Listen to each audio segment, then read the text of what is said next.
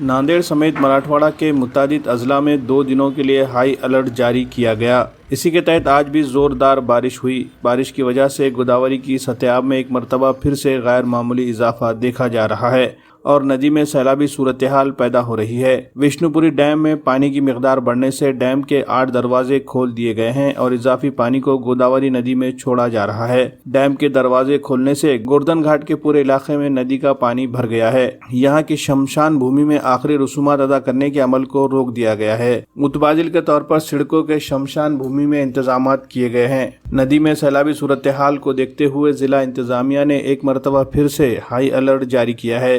गोदावरी के किनारे और नशीबी इलाकों में रहने वाले लोगों को चौकन्ना रहने की अपील की गई है और महफूज मुकामात पर मुंतकिल होने की नसीहत की गई है।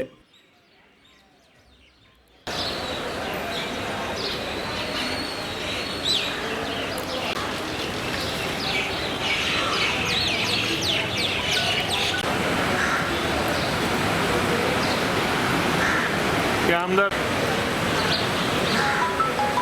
बहुत